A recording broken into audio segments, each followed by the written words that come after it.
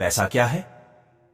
परिभाषा के अनुसार यह मूल्य का कुछ है, लेकिन पिछले 10,000 वर्षों में पैसे ने जो भौतिक रूप ले लिया है वह काफी बदल गया है। मवेशी और कौड़ी के गोले से लेकर आज की इलेक्ट्रॉनिक मुद्रा तक, जो कभी किसी का वफादार नहीं रहा, लेकिन भिखारी से लेकर खरबपति तक सब पाना चाहते हैं। ये सिर्फ एक कागज का टुकड़ा नहीं, ये एक लत है। इसने शिकारियों को लोहार, व्यापारी और राजा बना दिया। यह पैसा ही था जिसने जंगलों में रहने वाले इन लोगों को मजबूर किया। इन सबसे ऊंची इमारतों में रहते हैं, लेकिन पैसे की ताकत कहां से आई? इसे कैसे बनाया गया? कब? क्यों? और पैसा क्या है? पैसा कागज का एक टुकड़ा जिसकी खुद की कोई कीमत नहीं होती। वो हमें बस और चीजों की कीमत बताता है। हम उसके लिए दिन रात मेहनत करते हैं, लेकिन अंत में हमने इसे दूसरों को दे दिया ताकि हम वह खरीद सकें जो उसके पास है। और फिर वह व्यक्ति वही पैसा किसी और को देता है ताकि वह जो चाहे खरीद सके। और इसलिए पैसा दुनिया भर में इधर से उधर जाता है। आप जानते हैं अभी दुनिया में कितना पैसा है? जो आपको दिख रहा है वो $40 ट्रिलियन है, और जो आपको दिखाई नहीं दे रहा था वो है $1300 ट्रिलियन, $1.3 क्वाड्रिलियन। ये सारा पैसा कहां से आया? इसे किसने बनाया? तो आइए मेरे साथ ऐसी चमत्कारी यात्रा पर जिसमें हम जानेंगे पैसों की कहानी जो आपने पहले कभी नहीं सुनी होगी। आज हम वो सब जानने जा रहे हैं जो आपने पहले कभी नहीं सोचा था। पत्थर से लेकर सोने और चांदी के सिक्के से लेकर ऐसे पैसे तक जो अदृश्य है। कैसे क्या?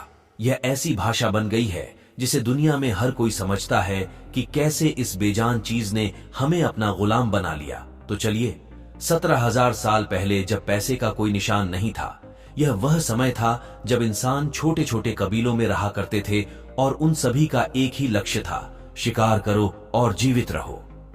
लेकिन शिकार एक ऐसी चीज है जो रोज आसानी से नहीं मिलती, लेकिन भूख हड़ताल करती है। यह भूख ही थी जिसने एक जनजाति को दूसरी जनजाति से कुछ लेने और देने के लिए मजबूर किया।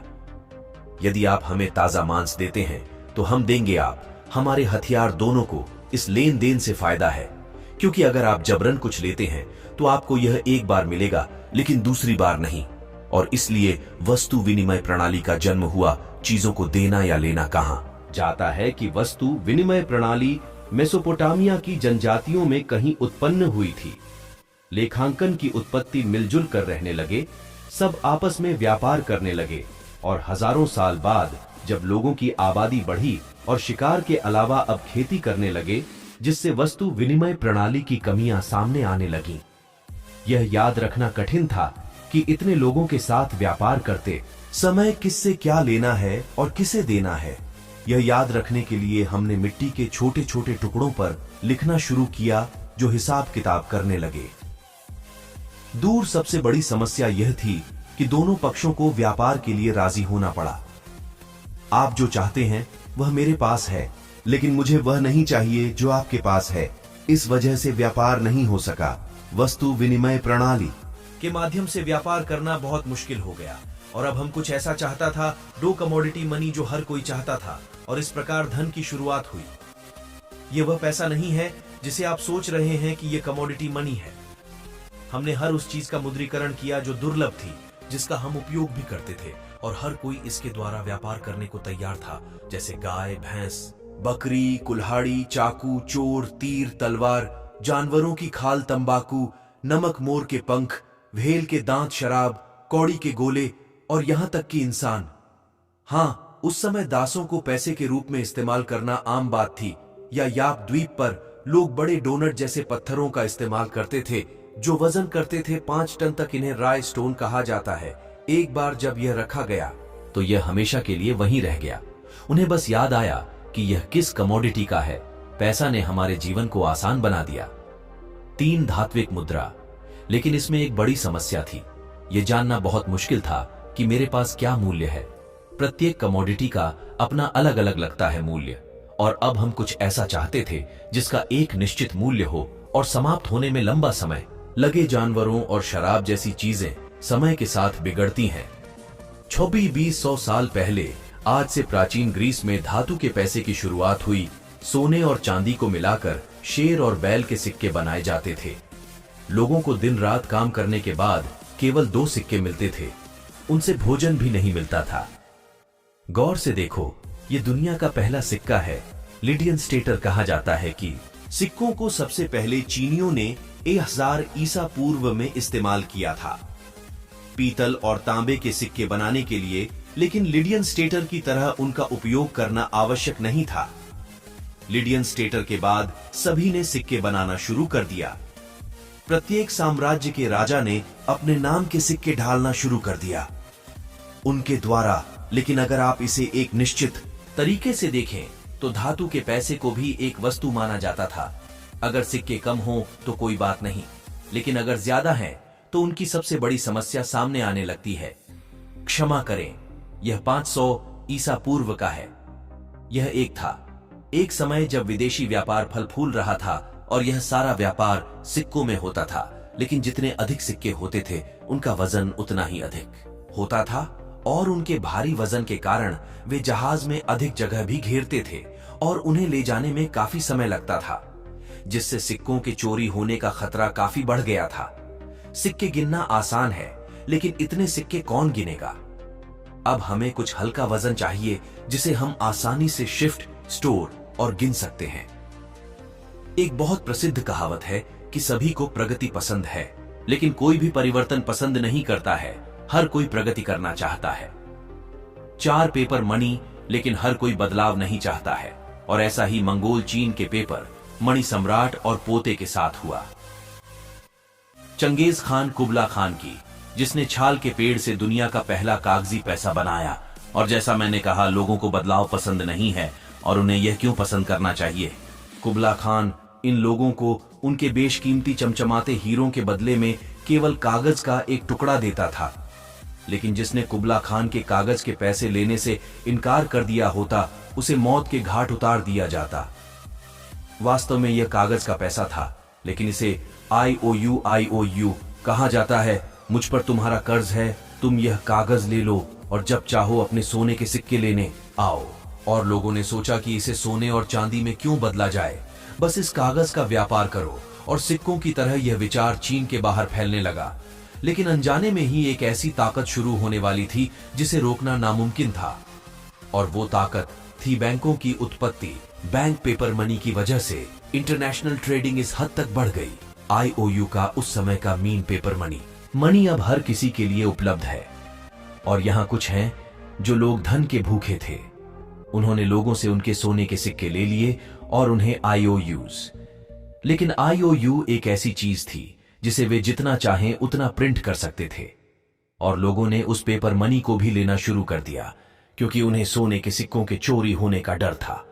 और आप जानते हैं कि एक बैंक कैसे उधार देकर पैसा बनाता है, और अब उस मिनी बैंक ने IOUs को उधार देना शुरू कर दिया है।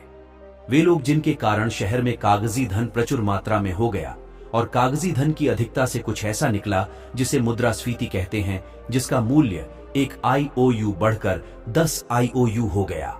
उस बैंक में उतने सोने के सिक्के नहीं थे जितने पूरे शहर में कागज के पैसे थे, और जिससे पैसे का प्रचलन बहुत कम हो गया और कई समस्याएं शुरू हो गई। पेश होने के लिए 1816 में ब्रिटेन एक नया कानून लेकर आया कि हमारे पास जितना सोना है हम उतना ही पैसा छापेंगे, जिससे महंगाई नहीं होगी और कर्ज भी एक सीमा में दिया जाएगा। इसे कहते हैं कागजी मुद्रा को सोने के मानक पर लाना। और जल्द ही सभी देश अपने कागजी पैसे को सोने के मानक तक सीमित करने लगे, और अंततः संयुक्त राज्य अमेरिका ने 1900 में सोने के मानक को अपनाया। इस बात से इनकार नहीं किया जा सकता है कि जब पैसा बनाया गया था तो वह अपने साथ एक ऐसी चीज लेकर आया था जिससे बचना असंभव है, और वह चीज है पैसे का लालच। इससे कोई फर्क नहीं पड़ता कि आपके पास कितना है, आप हमेशा अधिक चाहते हैं। यदि आपके पास 100 करोड़ हैं तो आप 1000 करोड़ क्यों नहीं चाहेंगे? इससे कोई फर्क नहीं पड़ता कि हमारे पास कितना पैसा है। हम हमेशा थोड़ा और चाहते हैं, थोड़ा और, बस थोड़ा और इस छोटे से चक्र में कागजी पैसा जो ऐसा मोड़ लेने वाला था जिसे रोकना असंभव था। अगर देश अधिक धन मुद्रास्फीति होती है, कीमतों में वृद्धि होती है जो हानिकारक है, लेकिन यदि देश में कम पैसा है तो अपस्फीति है। 1930 का ग्रेट डिप्रेशन और फिएट मनी जो 1930 के दशक में और भी अधिक हानिकारक है।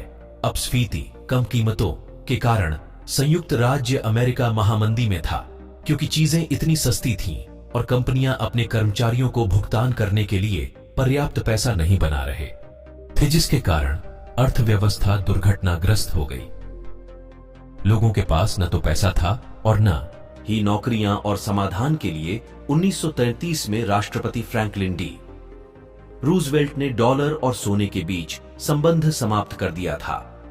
अब जो कुछ था वह कागजी पैसा था और अब बैंकों के पास वापस शक्ति थी और वे जानते हैं वहां से कैसे फायदा उठाया जाए, और वह शक्ति है पैसा छापना। और आप जानते हैं कि अधिक पैसे से क्या होता है। लेकिन जो डॉलर आप सोने में बदल सकते थे, जो आपके लिए एक IOU था, और अब यह केवल कागज का एक टुकड़ा बन गया है। ये वही है जो यह सिर्फ कागज का एक बेकार टुकड़ा है, इसका कोई मूल्य नहीं है, और अब यह फिएट मनी बन गया है। आप सोचते हैं कि केवल डॉलर, क्या फिएट मनी नहीं? दुनिया की सभी मुद्राएं, कोई फर्क नहीं पड़ता कि यह पाकिस्तानी या भारतीय है, ये सभी मुद्राएं फिएट मनी हैं। कागज के ये सभी टुकड़े सोने या किसी भौतिक वस्तु द्वारा समर्थित नहीं है। यदि यह कागज का टुकड़ा कुछ भी नहीं है तो हम कैसे इससे सब कुछ खरीदें? क्योंकि हमें तो बस इतना विश्वास है कि बदले में हमें कुछ मिलेगा, जो आपके बैंकों, पर्सों, लॉकरों में पड़ा है। 5 डिजिटल मनी वह सिर्फ भरोसा है, पैसा नहीं, जिसकी कीमत दिन ब दिन घटती जा रही है।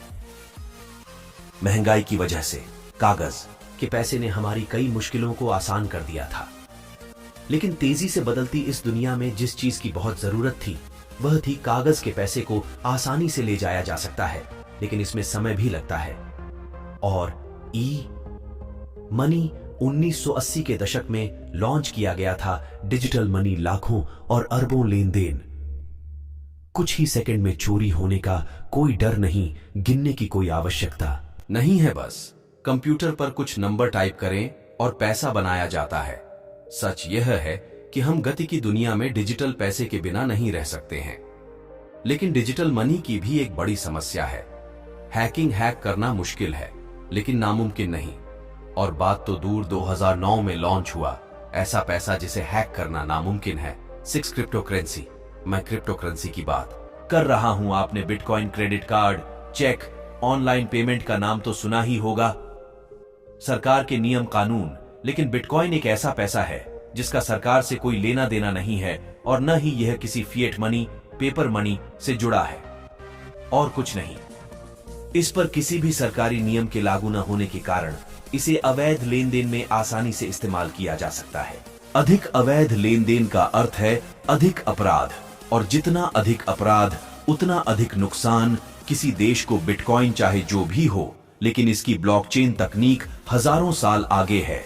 क्रेडिट कार्ड और ऑनलाइन भुगतान की तकनीक से हैक करना असंभव है। सिर्फ एक बिटकॉइन को हैक करने में 1 अरब साल या उससे अधिक का समय लग सकता है।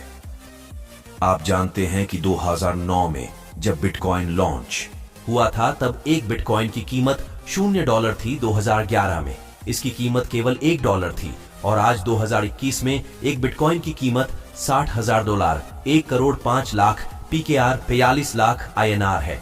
वास्तविक धन क्या है? इतने कम समय में, केवल कुछ हजार वर्षों में, हम सोने और चांदी के सिक्कों से अदृश्य धन में चले गए।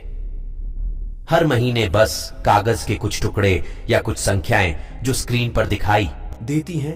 आपको यह समझना होगा कि दुनिया भरोसे से चलती है, पैसे से नहीं। जो हम देखते हैं वह भ्रम के सिवा कुछ नहीं है।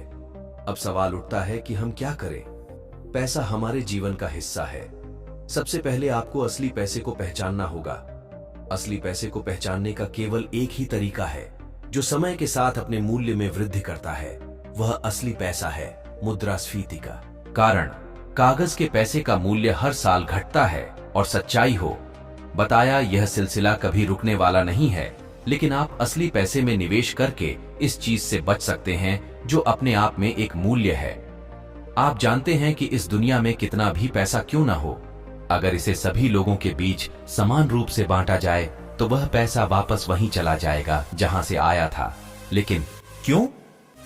क्योंकि इस दुनिया में सभी अमीर लोग पैसे को समझते हैं और जानते हैं वे पैसे के लिए काम नहीं करते, बल्कि पैसा उनके लिए काम करता है। और जिस दिन आप इसे समझ गए, आपका जीवन हमेशा के लिए बदल जाएगा। ये सब करने से पहले आपको खुद को आर्थिक रूप से शिक्षित करने की जरूरत है। जिस समय आप सरकार और महंगाई को कोसने में बर्बादी, यही समय अपनी आर्थिक शिक्षा पर खर्च करें, क्योंकि कुछ भी बदलने वाला नहीं है। आपको खुद को बदलना होगा। जितना ज्यादा आप सीखेंगे उतना ज्यादा आप कमाएंगे।